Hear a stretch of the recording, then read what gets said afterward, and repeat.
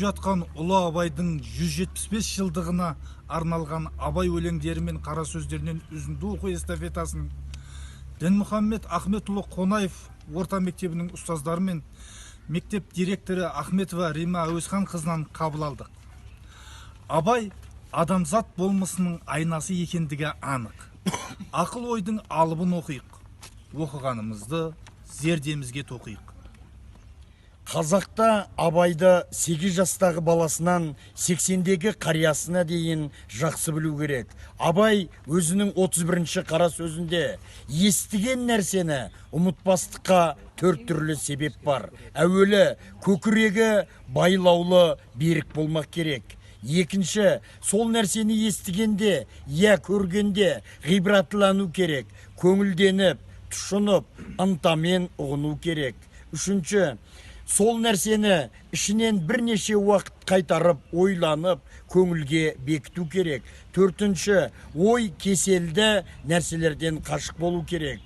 Ой кеселдерге уайымсыз салғырттық, ойыншы, күлкішілдік, я бір қайғыға салыну, я бір нәрсеге құмарлық пайда болу секілді. Бұл 4 нәрсе күллі ақыл мен ғылымды тоздыратығын нәрселер.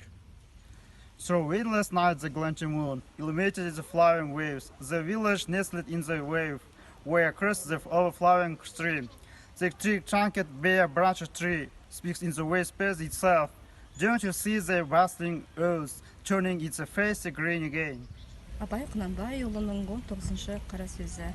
Адам ата-анадан туғанда есті болмайды. Есті көріп, ұстап, татып ескерсе, дүниедегі жақсы жаманды таниды дағы, сондайдан білгені көргені көп болған адам білімді болады. Естілердің айтқан сөздерін ескеріп жүрген кісі өзі де есті болады. Әрбір естілік жеке өзі іске жарамайды. Сол естілерден естіп, білген жақсы нәрселерді ескерсе, жаман дегеннен сақтанса, сонда іске жарайды. Сонда адам десе болады.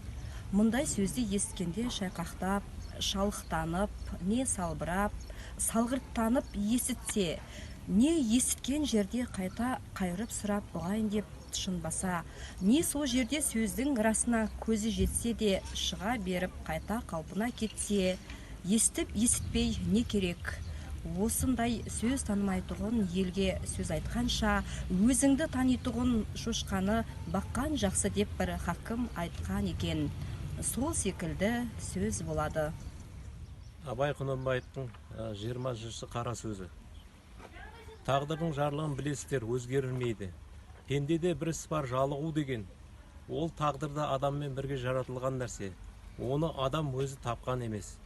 Оған егер бір келіксе, адам баласы құтылмағы қиын. Қайраттанып, сілкіп тастап кетсең де, ақырында тағы келіп жетеді. Ақылы түгіл ойлы адамның баласы байқаса, осы адам баласының жалықпайтұғын нәрсесі бар ма екен? Тамақтан да, ойыннан да, күлкіден де, мақтаннан да, кербездіктен де, тойдан да, топтан да, қатыннан да көңіл аз ба көп пе жалығады. Оның үшін бәрінің ғайбын көреді, баянсызын біледі. Көңілі бұрынғыдан да суи бастайды.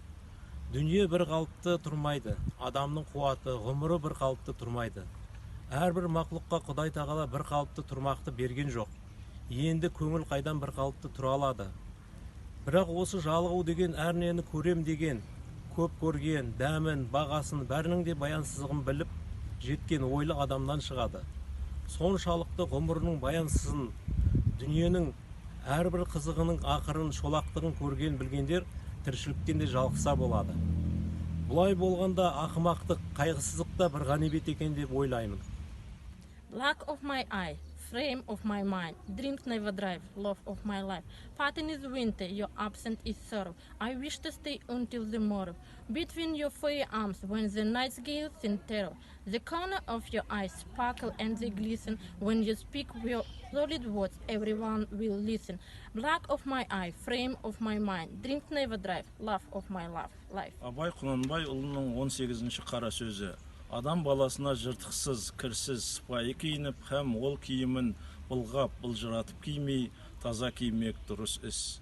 Ләкін өз дәулетінен артық киінбек, не киімі артық болмаса да көңіліне қуат тұтып тым айналдырмақ кербездің ісі. Кербездің екі түрлі қылығы болады. Бірі бет пішінін, мұртын, денесін қолдан түзетіп, шынтағын көтеріп, қолын тарақтап әуре болмақ. Біреуі атын, киімін айран ішерім деп, солардың арқасында сыпайы, жұғымды жігіт атанбаққа, өзінен ілгерілерге елеулі, өзі қатардағының ішін күйдіріп, өзінен кейінгілерге әттең ай, осылардың киіміндей киім киіп, атындай ат мінгеннің не арманы бар, дейтұғын болмаққа ойланбақ. Мұның бәрі масқаралық, ақмақтық. Мұны адам бір ойламасын.